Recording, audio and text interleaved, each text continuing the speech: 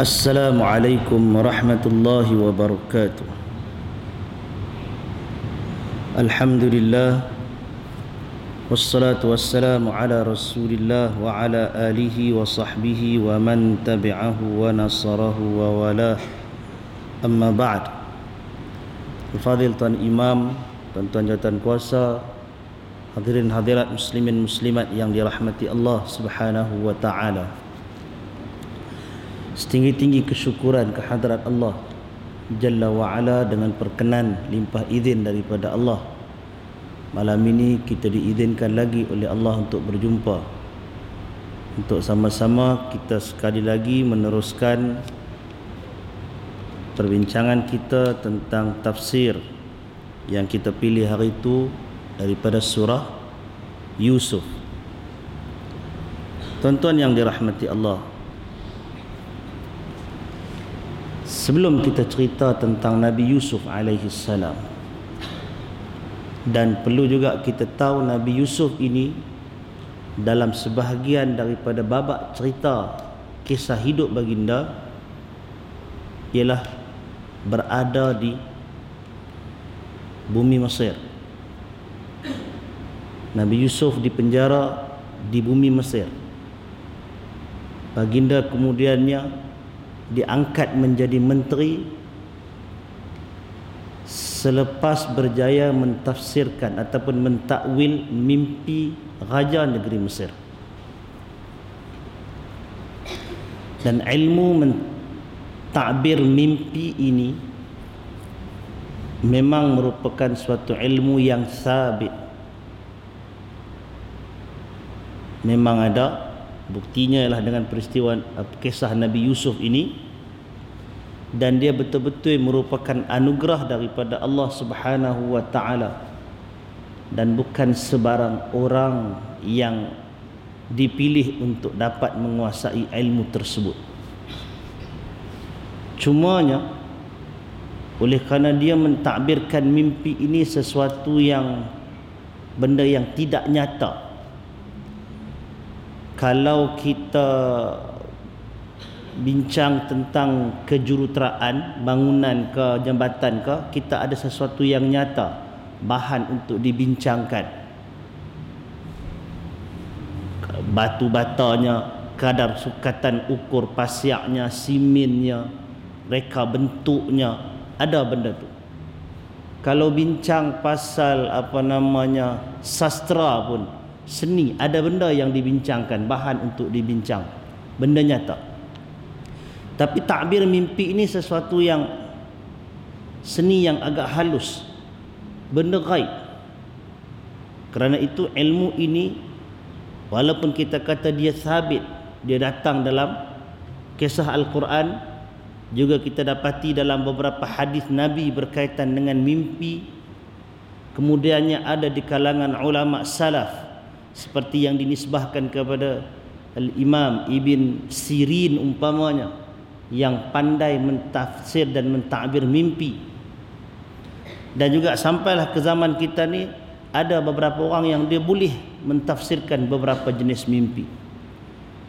Namun benda tu tuan-tuan, dia akan ada timbul kekeliruan, kerana kedudukan tu dia sangat hampir dengan satu lagi ilmu, satu lagi profession yang dipanggil sya'wadah, perbomohan. Dua benda yang sangat jauh bezanya, tapi dia seakan-akan boleh mengelirukan manusia. Karena itu apabila mula-mula sekali, orang panggil apa? Bukan crocodile hunter, bomoh tampak buaya. Bomoh yang tampak buaya tu, apabila dia mula-mula datang untuk buat persembahan dia di KLIA, rasanya ada sebilangan yang terdetik dalam fikiran, kata apa? Oh, yang tu salah satu daripada usaha dan ikhtiar. Tuan-tuan, saya nak ingatkan, kalau kita letakkan yang hadir tu, pasal sebelum daripada depa tu hadir, ada Tok Sami Buddha, Tok Sami Hindu kan, ada juga sebahagian orang Islam yang datang buat percara berdoa beramai-ramai apa semua. Itu satu masalah depa lah. Itu satu usaha pada perkiraan dan kepercayaan agama masing-masing. Kita tak boleh nak halang negeri ni negeri yang majmuk dan setiap orang berusaha berdoa mengikut agama mereka. Kalau kita nak letakkan kategori usaha perbomohan tu duduk dalam kategori yang tu, ya, kita kata tu sebahagian daripada usaha mereka. Nampak clear dekat tu.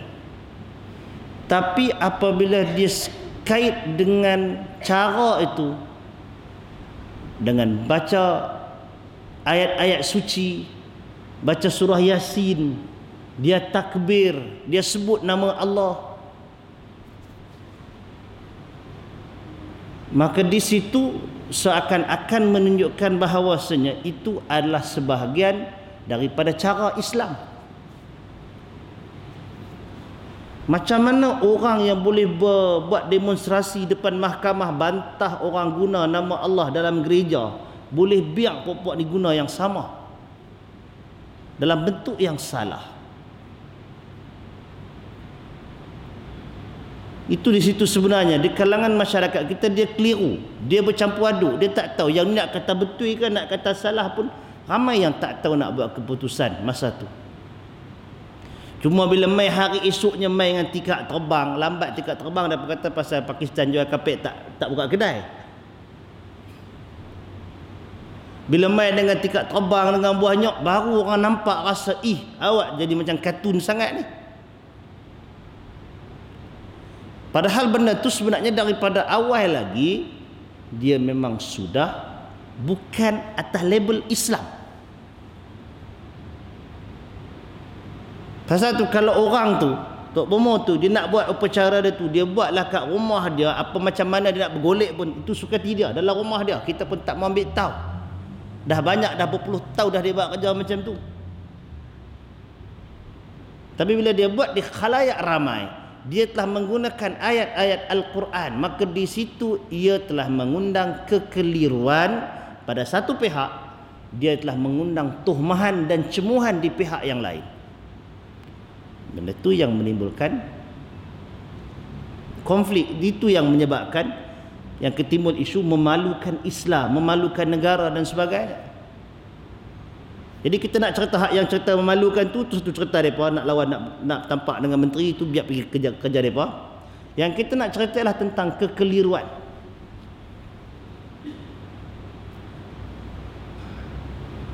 Sebenarnya Islam sangat ketat, sangat rigid dalam masalah perbomohan. Dalam masalah kita nak tahu tentang perkara gaib, benda itu sangat ketat.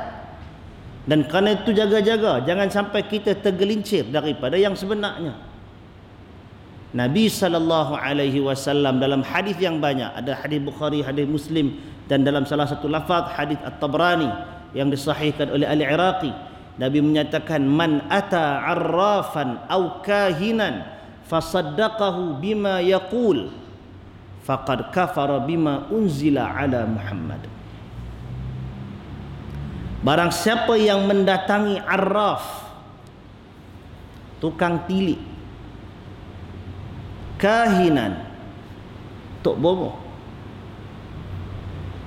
tok dukun, fasaddaqahu bima yaqul, lalu membenarkan apa yang dia kata, maka sesungguhnya dia sudah kufur di atas apa yang telah diturunkan kepada Muhammad. Benda apa yang turun kat Nabi? Quran, Islam. Jadi orang yang percaya kepada jenis tilikan tok bomo begini, jenis bomo photostat, bomo scan, cerita pasal bomo kat lain, ramai yang tahu pasal salah, pasal macam kartun. Dia je macam Laksmana Doremi pula kan. Tang tu orang nampak salah. Tapi selain daripada depa ni, ramai lagi orang kita yang terlibat dengan jenis-jenis bomo photostat, bomo scan, apa lagi? Semua benda dia buat. yang macam dia nampak segala benda. Sedangkan itulah poin perkataan Nabi SAW tadi. Siapa yang percaya dengan apa yang dia sebut, faqad kafara bima unzila ala Muhammad.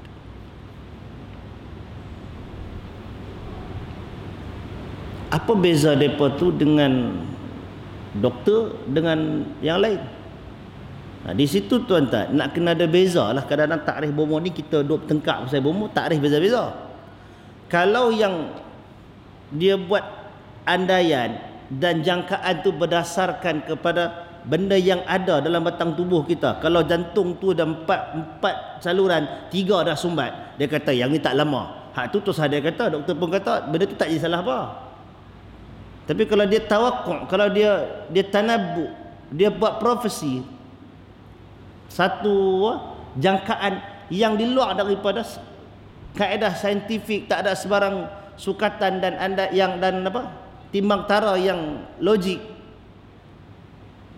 maka di situ kita katakan ada unsur alam lain, alam dunia lah juga, tapi dimensi lain, dimensi jin, dan itu menimbulkan masalah. Orang kata tak apa salahnya, itu sebahagian daripada ikhtiar yang tentukan Allah. Kita kata lagu tu, tapi berapa ramai di kalangan orang kita yang bila jumpa bomo, pergantungannya lebih kepada bomo. Tuan-tuan jumpa doktor dengan tuan-tuan jumpa bomo, perasaan tu sebenarnya tak sama tau. Bila kita jumpa doktor kata macam tu, ikatan tu tak apa nak kuat. Tapi bila jumpa tok bomo, jumpa jenis yang macam itu, dia punya takluk hati tu lebih kuat, pergantungan tu lebih. Pasal dia sudah dihiaskan oleh iblis.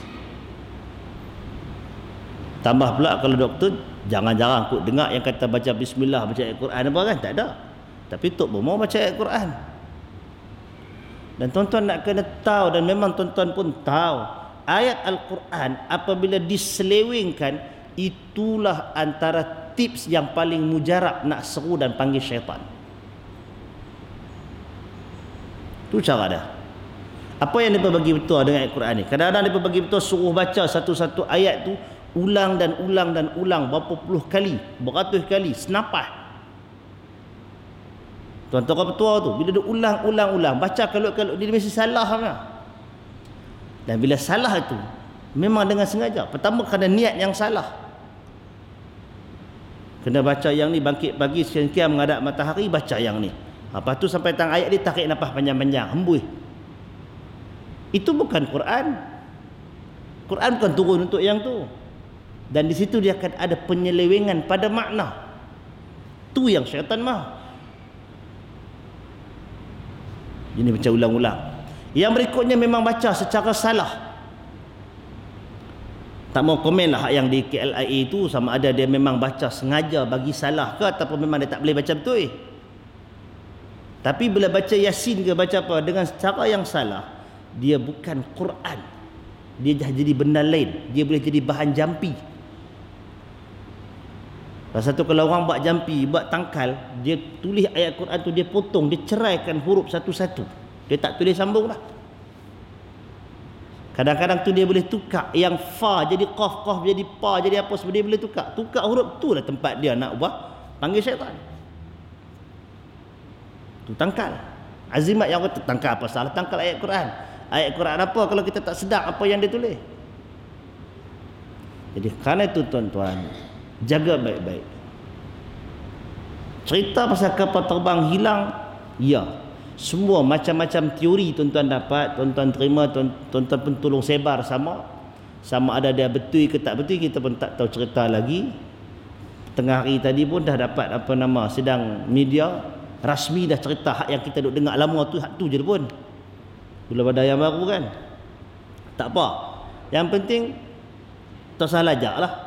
Walaupun mungkin tuan-tuan dapat daripada kawan saya, dia punya datuk, punya jiran sebelah yang kerja dekat situ, dia habaq kat makcik ni, makcik tu beritahu kat dia.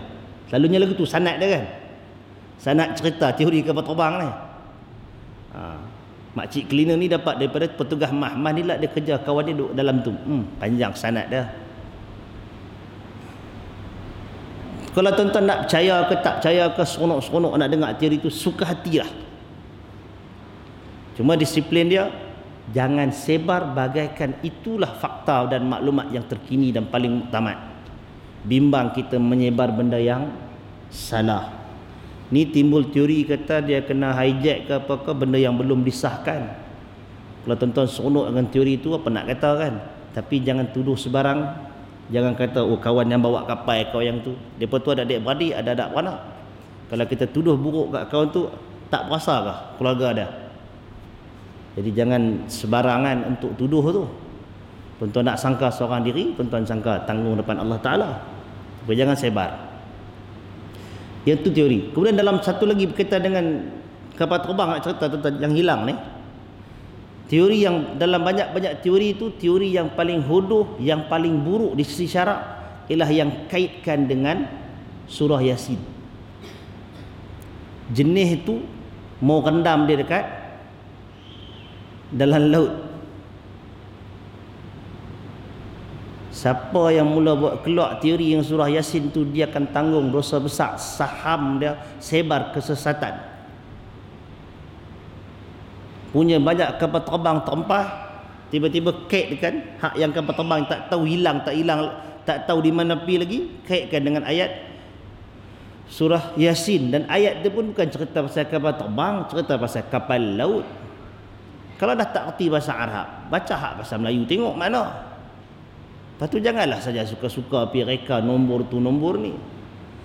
Walaupun dalam kajian tentang mukjizat Al-Quran ini ada di kalangan ulama yang mengkaji, dia panggil i'jazul adad, kemukjizatan di sudut bilangan nombor yang disebut dalam Al-Quran.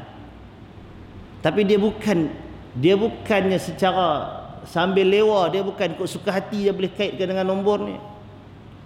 Antara benda sesat yang pernah mengaitkan nombor-nombor dengan Al-Quran ini ialah Dr. Rashad Khalifah hak di California tu, yang menjadi pemimpin kepada gerakan anti hadis yang ada kat Penang ni.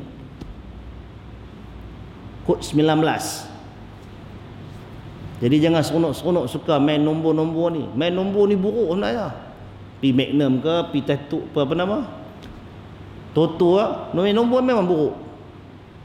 Dan apabila dikaitkan dengan Al-Quran, itu sudah menjadi satu penghinaan kepada Al-Quran. Jadi kalau pasal tu saya kata, kalau tuan-tuan nak pegang mana teori pun, dia lepas ke Turkmenistan ke, Kazakhstan ke, pi Korea ke, pi mana ke, suka hatilah tuan-tuan nak percaya sendiri. Tapi jangan sebar satu, dan jangan tuduh sebarangan manusia. Yang berikutnya, hak yang kait dengan Al-Quran tu jangan buat.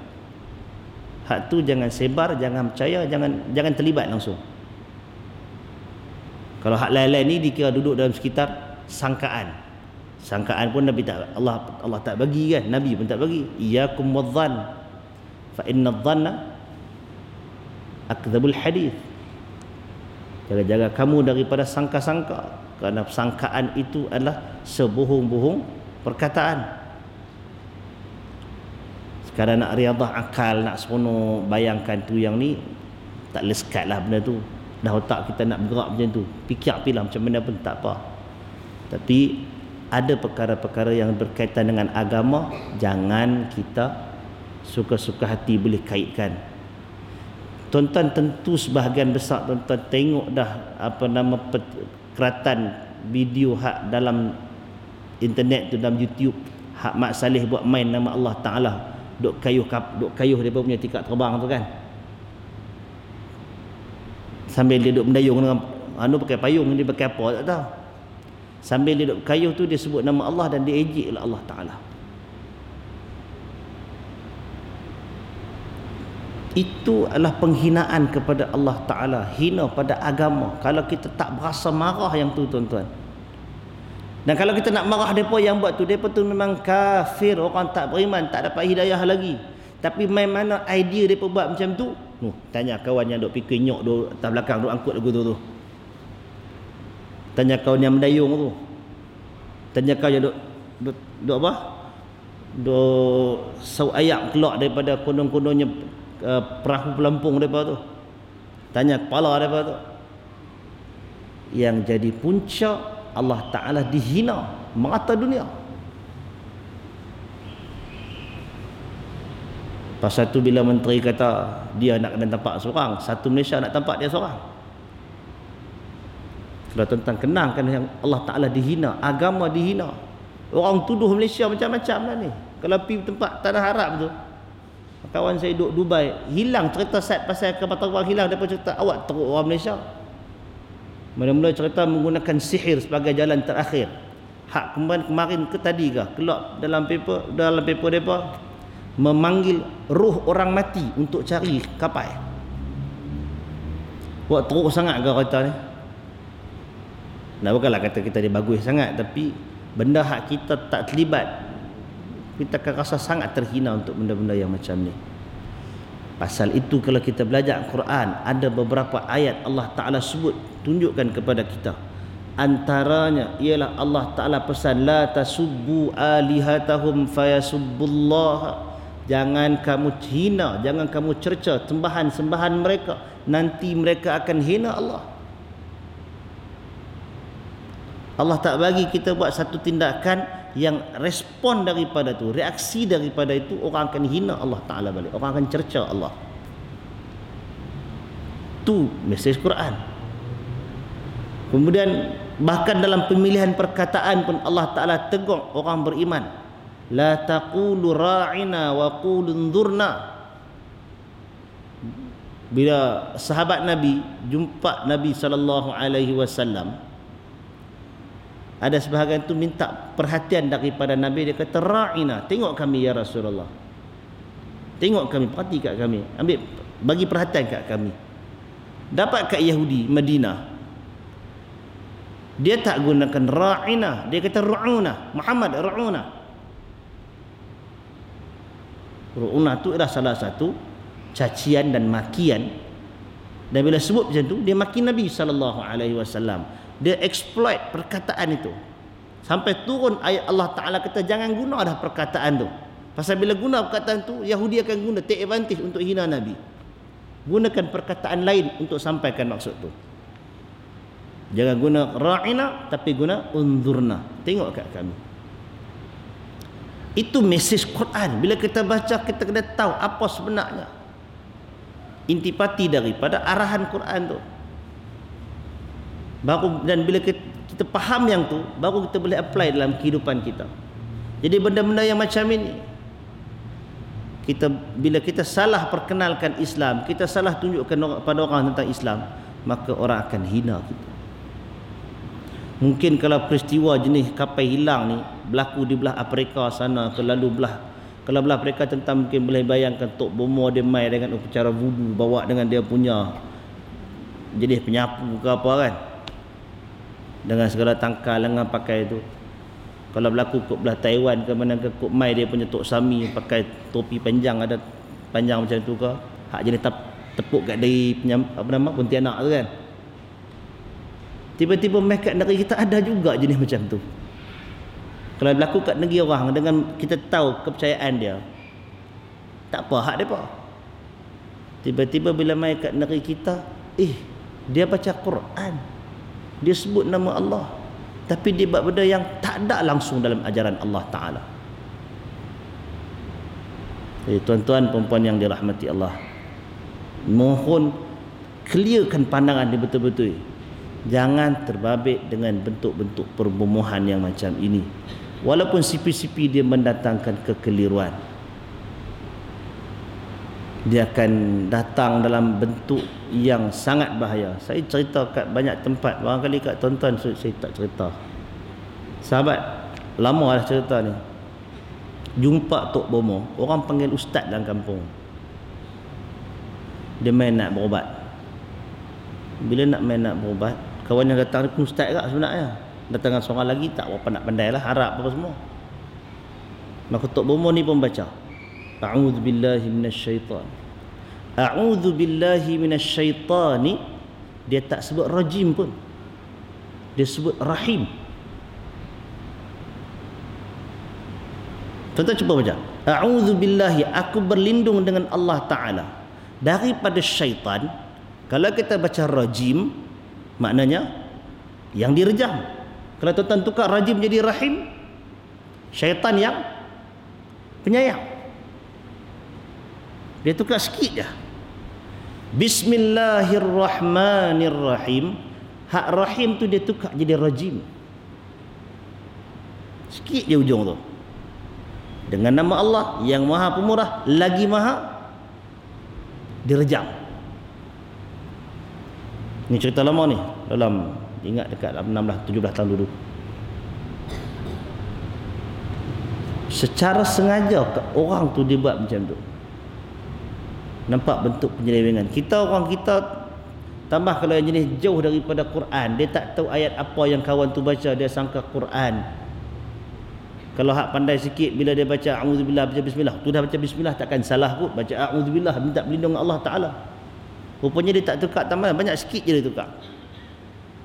Memang orang itu bermuamalah dengan jin dan syaitan yang kufur.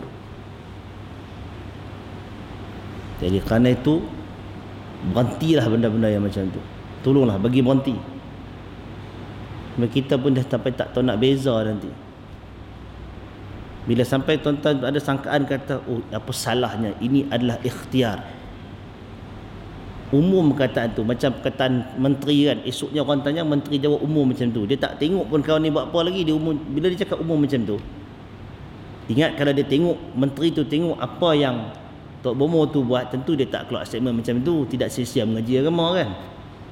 Tapi dia buat keluar statement yang longgak macam itu, maka ia boleh mengelirukan orang awam, dan dia boleh diambil peluang oleh orang-orang yang memang tunggu statement yang macam tu untuk membolehkan kerja-kerja jahat dia. Jadi tuan-tuan yang dirahmati Allah, mudah-mudahan Allah Ta'ala berikan petunjuk hidayah kepada kita. Benda yang berlaku ini, dia tak berlaku atas batang tubuh kita pasal tuan-tuan duduk ada sini, tapi dia kena pada orang lain, keluarga orang lain. Kita kena rasa simpati, kita kena ada rasa perasaan tu. Tuan-tuan kena ada perasaan kemanusiaan yang macam itu. Bila kita dengar cerita negeri Tuhan tak bantuan, misi kemanusiaan dan sebagainya, patut ada rasa tersentuh. Kena ada rasa, walaupun kita mungkin di sebalik tu kita rasa mungkin ada agenda lain, kuasa besar ke apakah, itu satu perkara lah, tuan-tuan meletaklah benda tu sebahagian daripada sangkaan. Tapi di masa yang sama, mudah-mudahan masih tinggi nilai kemanusiaan manusia hidup ni, yang sanggup susah payah tinggalkan keluarga, tinggalkan tu, bekerja untuk cari mangsa yang kapal yang hilang. Mudah-mudahan Allah Ta'ala rahmati setiap orang yang ada perasaan simpati, belas kasihan untuk mangsa tu. Tak kira yang ada dalam tu bukan semua orang Islam, tapi tetap juga manusia. Kita kena rasa berat mata memandang, berat lagi bahu yang memikul. Mudah-mudahan tuan-tuan, bila ada perasaan kemanusiaan yang macam itu, maknanya jiwa kita tu masih ada kelembutan, masih ada rahmat dalam diri kita. Pasal apa nak kena ada macam tu? Pasal Nabi SAW sabdakan, man la yarham la yurham. Siapa yang tidak mengasihi, dia tidak dikasihi. Kalau sampai tak tersentuh jiwa, sampai tak rasa apa, hilang bukan kena mendengar aku. Kita kata macam tu, hari tak kena kat kita, lah hari kena dengan kita. Jadi itu perasaan yang kena ada. Yang berikutnya ialah untuk kita kena berdoa, bertawakal kepada Allah Ta'ala. Tambah bila dikaitkan dengan teori konspirasi lah apa semua tu, semua nak makan duit, semua nak makan belanja yang besar, jenis-jenis macam itu. Kalau dia babitkan isu keselamatan negara dan sebagainya, tuan-tuan, dia kena tempeh belaka kat kita. Jadi kalau tuan-tuan duduk saja-saja, mentara tunggu nak kuliah, tuan-tuan nak pergi mana, istighfar banyak-banyak. Jangan lupa doa kepada Allah Ta'ala untuk urusan ini diselesaikan dengan cara yang paling baik. Itu adalah hak mereka untuk kita doakan. Kita istighfar kepada Allah Ta'ala, minta kepada Allah untuk diuruskan dengan baik. Kita dengar benda berita tu mula berlaku, kita kata inna lillahi wa inna ilaihi raji'un. Kita ini milik Allah dan kepadanya kita dikembalikan. Kita akan kembali kepada Allah. Nak tunjuknya kuasa Allah mengatasi segala-galanya. Semua yang cari itu dia hilang dan sebagainya. pesawat radar komersial hilang, tentera jumpa, lepas tu hilang balik. Maknanya macam mana canggih pun kekuatan sains dan teknologi, kita tak mampu untuk menguasai segala-galanya. Dia still ada yang kekurangan di situ. Jadi kena sedar besarnya kuasa Allah Subhanahu wa taala, yang Allah boleh tentukan benda tu jadi baik ataupun sebaliknya. Mudah-mudahan Allah bagi yang terbaik. Kalau ada orang kata patut kena buat sembahyang hajat ke apakah, yang tu pilihan tuan-tuan berdasarkan apa yang tuan-tuan mengaji. Kalau tanya saya, tentu saya bagi pendapat yang lain. Kalau tuan-tuan tanya orang lain, tentu dia cadang suruh baca sembahyang hajat Yasin pula. Dan kalau ada orang kata mungkin cara yang lagi bagus baca 30 juzuk dekat ayat laut pula. Jadi siapa mandi ayat laut belah sana tu, ayat tu sudah dibacakan dengan 30 juzuk. Beruntunglah siapa yang mandi manda di belah sana. Tuan-tuan yang dirahmati Allah, tak apa, setakat itu saja cerita tentang isu semasa yang ada. Kita tengok masuk, kena baca juga surah Yusuf kita ni. Baik, surah Yusuf bagaimana yang kita sebutkan hari itu, surah yang ke-12 dan mengandungi 111 ayat. Firman Allah Subhanahu wa taala, a'udzu billahi minasyaitonir rajim. Bismillahirrahmanirrahim. Dengan nama Allah yang Maha Pemurah lagi Maha Mengasihani. Bismillah ini tidak termasuk di dalam surah Yusuf. Dia adalah ayat wahyu yang mustaqillah, yang independen. Dia ayat Quran, dia adalah wahyu Allah Ta'ala, tapi dia tak termasuk dalam kiraan. Dia menjadi, kata jumhurul ulama, dia menjadi sempadan antara satu surah dengan surah yang lain, kecuali Al-Anfal dan At-Taubah. Hak tu dia tak ada sempadan. Dia terus dengan Bara'ah dalam surah At-Taubah. Hak lain semuanya Bismillah itu menjadi sempadan, kecuali satu lagi yang diperselisihkan oleh ulama, surah Al-Fatihah. Kerana mengikut kiraan ulama-ulama Kufah, Al-Fatihah termasuk dalam ayat yang pertama, sedangkan jumhurul ulama ulama bilangan ayat Quran ni kata dia tak termasuk sebagai ayat yang pertama. Tapi Quran kita yang kita pakai kira Bismillah sebagai ayat yang pertama, dan itu yang kita amalkan, dan itu diamalkan oleh kebanyakan umat Islam di seluruh dunia.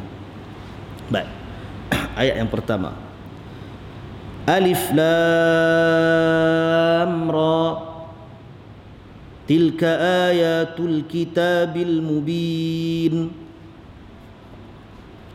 Alif Lam Ra,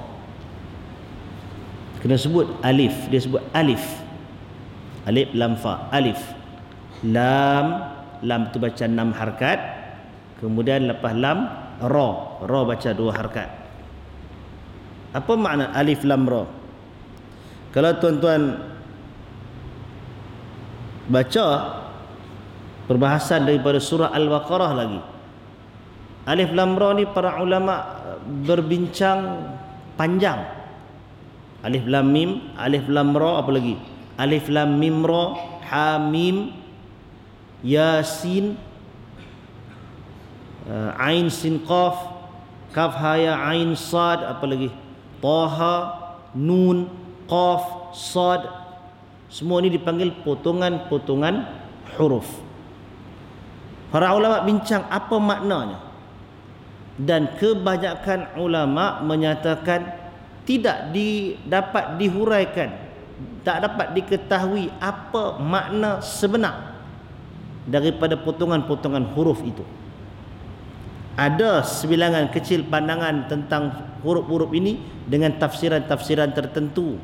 Macam kalau nun, ada yang dakwa ikan nun. Kalau qaf, ada yang dakwa itu satu banjaran yang tinggi, satu banjaran gunung yang tinggi. Yasin, ada orang kata itu maksudnya Nabi. Tapi benda itu semua tidak ada yang konkret, tak ada yang kuat perkataan itu. Kalau macam Yasin, dia kata itu adalah singkatan daripada Ya Unaisin, wahai manusia, panggilan manja, dan dia dimaksudkan Nabi Muhammad sallallahu alaihi wasallam. Barangkali juga bukan. Maka kerana itu Di kalangan ulama, kalau kita baca terjemahan Al-Quran bahasa Melayu kita ni, kita akan jumpa perkataan manusia, perkataan para ulama kata apa? Ini merupakan satu bentuk ayat yang kita tak tahu maknanya secara hakiki dan diserahkan ia kepada Allah Subhanahu wa taala. Ia termasuk di dalam ayat mutasyabihat.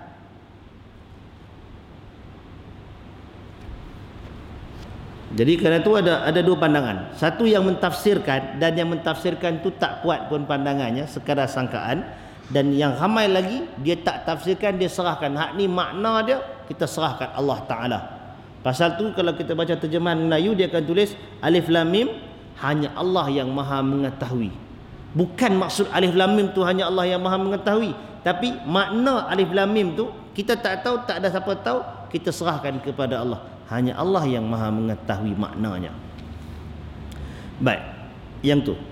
Tapi kalau dah kata kita tak tahu makna, pasal apa yang Allah Ta'ala turunkan? Bukankah setiap daripada huruf Al-Quran ini berfungsi dan punya makna, dan ada hikmah dan khasiat dia, ada faedah dia? Kalau turun tak ada makna, maknanya sia-sia. Nanti kita fikir macam tu. Maka sebilangan ulama, terutama yang mengatakan kita serahkan makna itu kepada Allah di ayat mutasyabihat, maka mereka menyatakan bahawasanya bukan turun itu tanpa fungsi. Tuan-tuan balik kalau kajian tentang kira, ada berapa tempat? Ada 20 tempat lebih. Ada 20 bentuk potongan huruf ni kan. Ada beberapa surah yang terlibat. Kenapa ada ayat ni? Maka ulama tafsir menyatakan dia merupakan khasiat dia, ataupun fungsi dia ialah litanbih, untuk tarik perhatian. Untuk tarik perhatian siapa? Tarik perhatian orang yang mendengar. Maka dalam konteks ayat ini turun dulu, ia turun di zaman Nabi, ketika itu Nabi sedang berhadapan dengan majoritinya ialah umat Arab Quraisy yang ada di Mekah, di samping Arab lain yang datang dan berinteraksi dengan masyarakat di situ. Maka ayat itu turun dalam suasana hiruk pikuk, orang sibuk dengan berniaga, orang sibuk sembah berhala, begitu begini. Allah Ta'ala turunkan ayat-ayat yang tertentu ini, Allah mulakan dengan huruf potongan. Kata para ulama itu untuk tarik perhatian.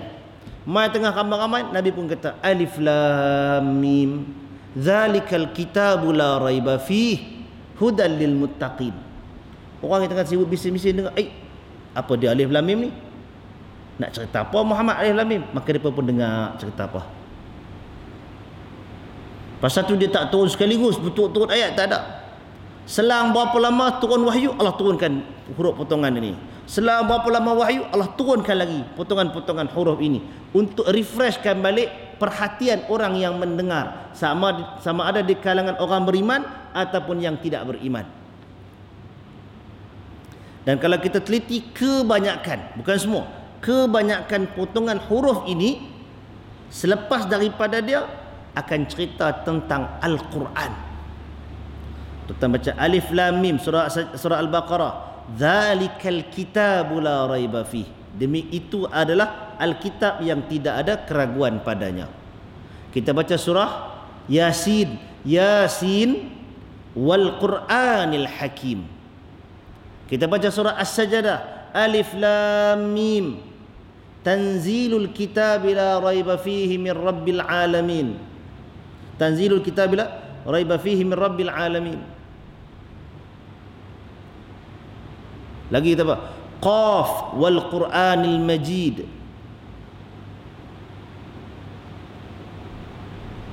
Kalau cek ayat-ayat ni, kebanyakannya akan cerita tentang Quran. Jadi kalau kita tanya makna, wallahu alam, kita tak tahu, ustaz tak hafal, kalau ustaz pun tak tahu, tapi dari sudut fungsinya dia menarik perhatian orang yang mendengar. Mungkin bagi kita orang Melayu, kita tak rasa apa-apa benda ni, tapi di zaman itu dia akan menarik perhatian. Wih, cerita apa ni? Tak ada seni Arab dalam dia punya syair, dalam dia punya nathar, dalam dia punya qasidah tu, dia mula dengan potongan macam tu. Di Quran ada. dan dia berkesan untuk menarik perhatian. Dan dia tak berhenti dekat tu. Dia bukan lagaz, dia bukan simbolik sampai tak terhurai. Dia ada cerita selepasnya. Dan cerita tu yang difokuskan untuk dapatkan perhatian pendengar. Nah, baik. Dan macam ayat yang kita baca ini, Allah Ta'ala sebut tentang lepas alif lam ra, Allah Ta'ala terus sebutkan dengan tilka ayatul kitabil mubin. Ini adalah ayat-ayat. Tilka ni bukannya isman, maknanya that is. Yang tu adalah ayat. Ayatul kitabil mubin. Ayat-ayat Alkitab, yakni Al-Quran yang jelas dan nyata. Tuan-tuan yang dirahmati Allah Subhanahu wa taala. Maka ayat yang kita baca ini Allah Ta'ala terangkan kepada kita untuk menarik perhatian kita semua. Bila apa yang kita baca, apa yang kita dengar daripada sekarang sampai selepas ini ia adalah ayatul kitabil mubin, tanda-tanda kebesaran, tanda-tanda kehebatan Allah Subhanahu wa taala. Para ulama bahagikan ayat, tanda-tanda kebesaran Allah Ta'ala kepada dua bentuk. Yang pertama dipanggil al-ayatul maqru'ah, ayat-ayat yang dibaca. Yang dibaca ni Quran. Dan satu lagi dipanggil al-ayat al-manzurah, ayat-ayat tanda-tanda kebesaran Allah yang dilihat dengan mata dan panca indera. Semuanya merujuk kepada kebesaran Allah Azza wa Jalla. Dan apa yang kita nak baca selepas ini daripada surah ini, apa yang Nabi terima daripada wahyu Allah Ta'ala ini ialah tanda kebesaran Allah. Dan kisah yang kita baca ini, kisah Nabi Yusuf, sepanjang cerita ni kisah Nabi Yusuf saja. Kisah ini juga merupakan antara tanda-tanda kehebatan Al-Quran, tanda-tanda kebesaran Allah Subhanahu wa taala. Dan kisah ini ialah kisah zaman silam, zaman lampau. Nabi tak dan pun tengok. Tapi Nabi boleh ceritakan sepanjangnya. Mana Nabi tahu?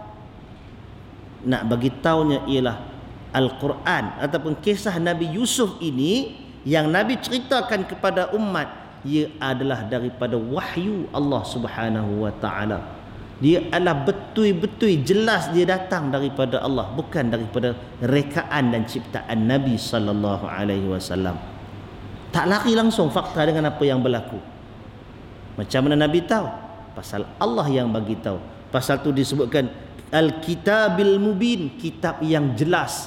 Jelas dari sudut mesejnya, jelas daripada sudut bahasanya, jelas ianya datang daripada Allah Subhanahu wa taala. Yang tu. Jadi kalau kita baca Quran, tuan-tuan, kita kena yakin ini adalah mesej yang jelas daripada Allah Subhanahu wa taala, dan ini ialah tanda kebesaran Allah. Bila kita baca Quran, kita sedang membaca tanda kebesaran Allah. Kita sedang menghayati keagungan Allah Azza wa Jalla. Dan bukan sekadar baca yang ni, pasal kadang-kadang ada orang dia tak boleh hayati dengan baca. Ayat yang baca ni pun habaq kat kita, kena tengok ayat yang dilihat, tanda yang dilihat. Allah Ta'ala suruh kita tengok alam. Allah Ta'ala suruh kita tengok kejadian manusia, kejadian unta, awan, hujan, tanah. Allah suruh kita tengok. Jadi bila kita baca, mana tuntutan kita, tuntutan yang paling utama yang dimaksudkan ialah untuk menghayati dan mengimani kebesaran Allah Azza wa Jalla. Jalan dia pertama Quran, yang kedua ialah melihat alam sekeliling tadi ni. Jadi Allah Subhanahu wa taala bagi tahu kepada kita yang ni. Dan Allah jelaskan lagi ciri Al-Kitabil Mubin. Ciri kitab yang jelas, datangnya daripada Allah Ta'ala dengan mesej yang jelas, dengan risalah yang benar. Dan kalau kita baca sifat Quran ni dalam surah Yasin, Allah Ta'ala kata apa? Wal Quranil Hakim, Quran yang bijaksana. Quran yang sama yang kita baca ni lah. Dalam surah Yasin cerita bijaksana, dalam surah Yusuf cerita dia ini ialah jelas.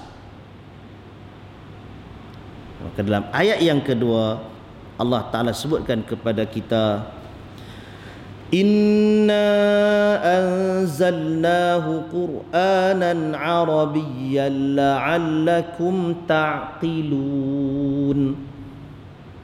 Inna, sesungguhnya kami, anzalnahu, menurunkannya.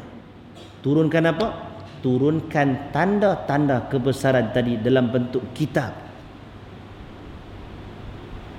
Qur'anan, dalam bentuk Al-Quran. Dan tuan-tuan, kalau kita baca maksud Al-Quran itu, dia datang daripada root word, daripada kata dasar qara'a. Qara'a makna apa? Baca. Dan kenapa dia jadi qara'a, yaqra'u, qira'ah, daripada baca past tense kepada yaqra'u present tense, dia menjadi qira'ah, bacaan. Tapi kenapa yang ni jadi Quran? Para ulama ulumul Quran menyatakan maksudnya ialah yang diulang-ulang baca. Inilah satu-satunya kitab yang tak pernah berhenti orang baca seluruh dunia. Tak pernah orang tinggal baca Quran. Tuan-tuan lelap mata, tuan-tuan lena, tempat lain siang dah daripada baca Quran. Kita habis isyak saat gini, tempat lain mula dah subuh daripada baca Quran.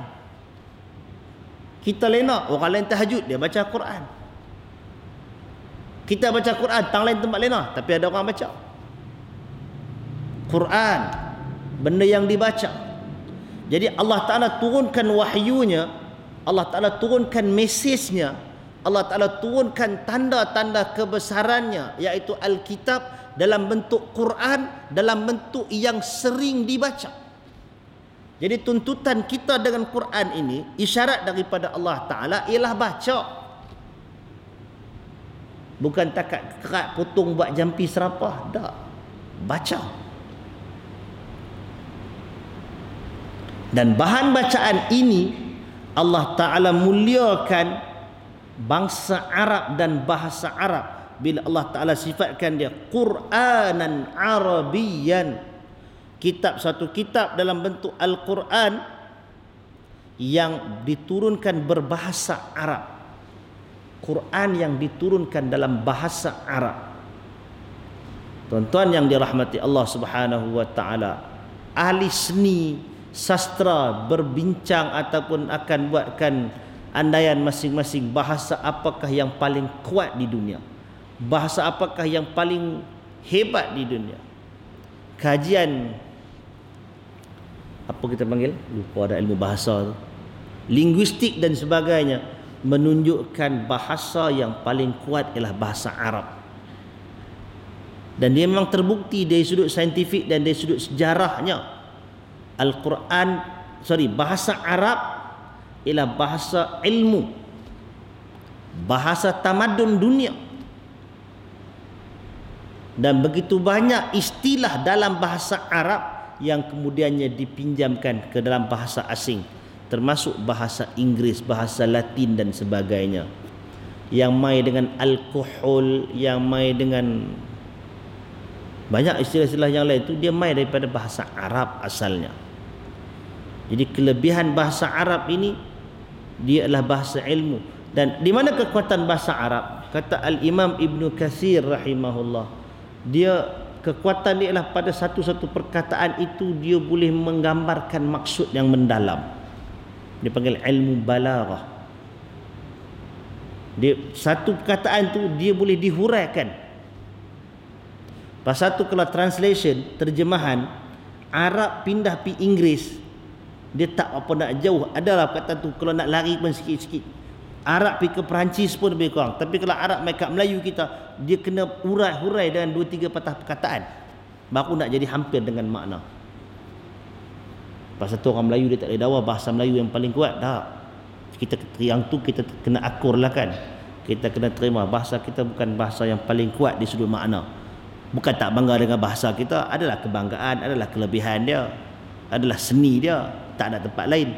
Tapi dari kalau dibandingkan dengan bahasa Arab dan bahasa-bahasa dunia yang lain, Arab ini kelebihannya sebenarnya sangat banyak dan tak dapat feel ni melainkan orang yang memang duduk berkecimpung di dalam bidang seni bahasa.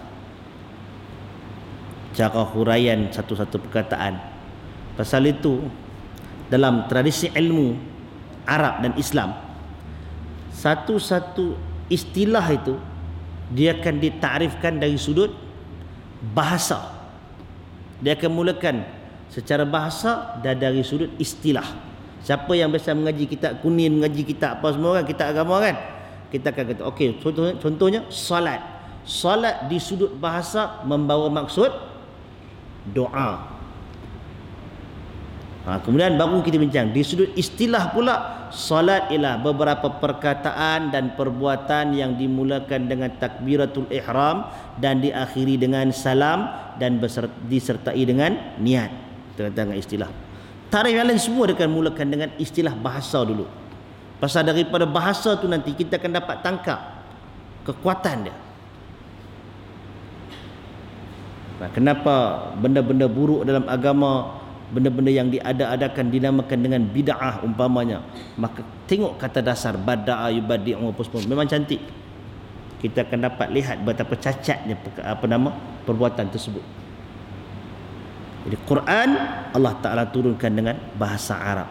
Dan kalaulah kita tak dapat explore, tak dapat nak hayati semua kelebihan bahasa Arab ini, cukuplah dengan ia turun dalam bahasa Arab. Quran turun dalam bahasa Arab, cukup dah sudah sebagai satu bukti Quran memang bahasa yang Arab ialah bahasa yang sangat dimuliakan.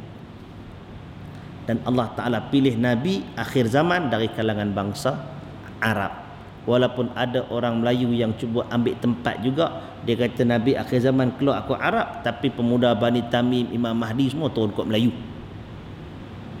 Yang tu bukan kata Melayu je, belah Afrika sana banyak lah daripada awam macam tu. Dakwaan yang tanpa bukti. Kalau dia ada, tak ada, kita pun nak kata apa, kalau dari sudut nas tak ada.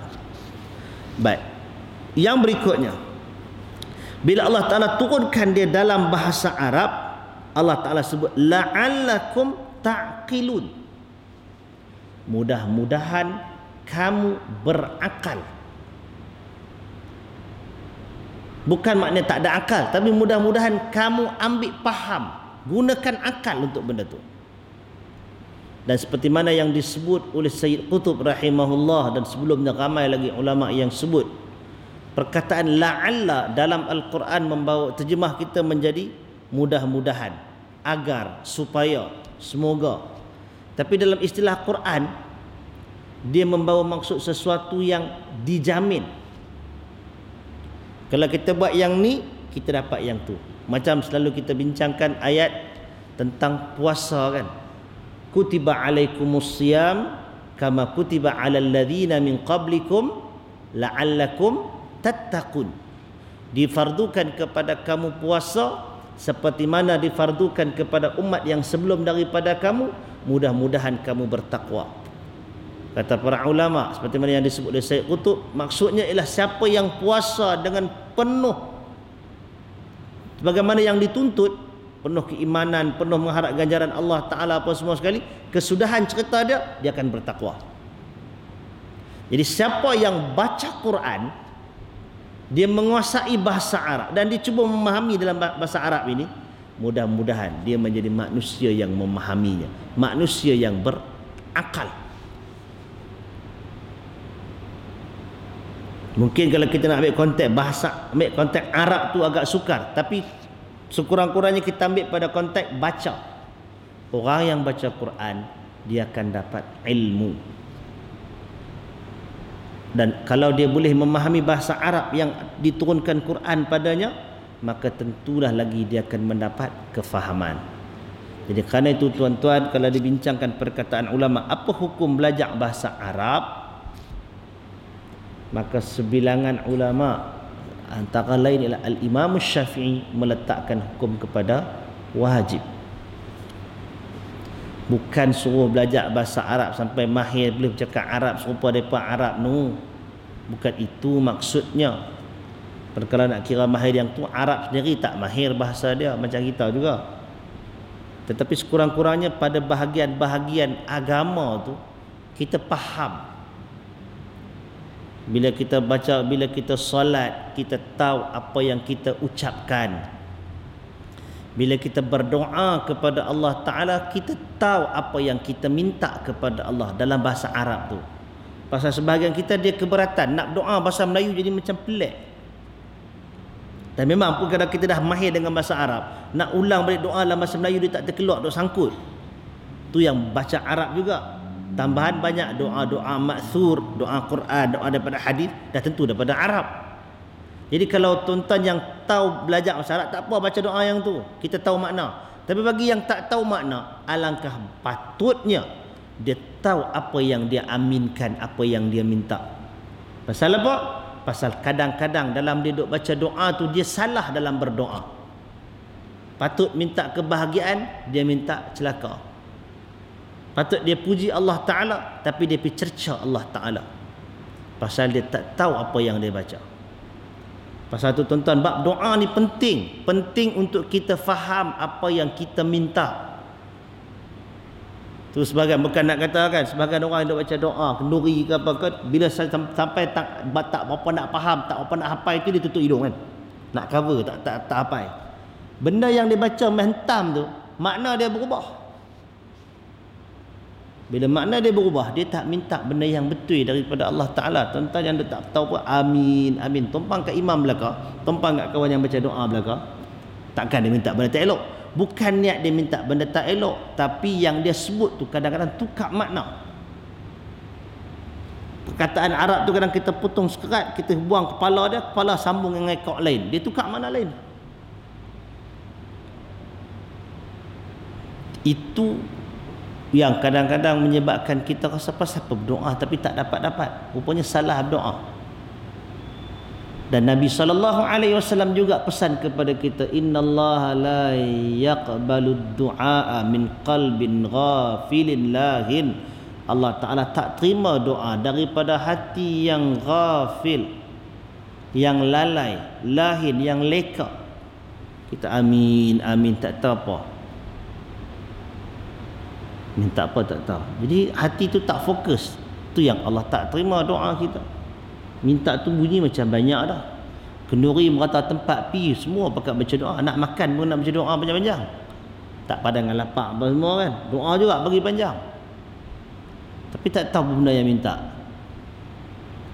Jadi tuan-tuan yang dirahmati Allah Subhanahu wa taala, mudah-mudahan kita berakal. Mudah-mudahan kita faham apa yang kita baca, apa yang kita minta, apa yang kita seru, dan dia akan menambah nilai dalam amalan dan kehidupan kita. Percayalah tuan-tuan, cuba yang tu dulu. Bila takbir kita sedap, Allahu Akbar. Bila kita baca Quran kita tahu. Bila kita baca Al-Fatihah tu, kan Nabi SAW sebut Allah jawab setiap satu daripada ayat yang kita baca. Baru seronok benda tu. Bila kita mendengar ayat Al-Quran, kita tahu besarnya keagungan Allah Subhanahu wa taala. Dan bila kita tahu yang ni, dengar Tok Bomo baca ayat Quran salah, dia ni baca apa ni? Ini sebut nama siapa ni? Baru kita tahu. Tapi kalau tuan tak tahu, tak ambil cakna benda-benda yang macam tu, itu dia pergi ke depa lah, itu ikhtiar depa, apa salahnya? Main dengan buah yang tu tak jadi kerja. Jadi tuan-tuan yang dirahmati Allah, cukup kita dengan dua ayat ni sebagai permulaan kita malam ni. Nak panjang-panjang pun kita cerita pasal kapal terbang lagi, dia tak jumpa lagi, itulah semua orang sangkut kan. Nak study pun tak boleh, yang duduk universiti, yang kerja tu kerja ni pun hati tak tenang. Kapal terbang tak jumpa lagi kan. Wallahu ta'ala alam. Kita mungkin kalau ada apa-apa yang tuan-tuan nak bincangkan, silakan. Ada apa-apa?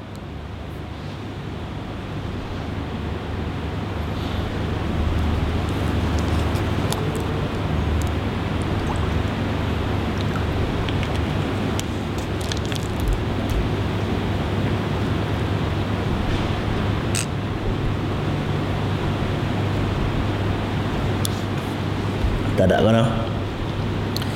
Jadi cukup sekadar tu. Aku qauli hadza wa astaghfirullah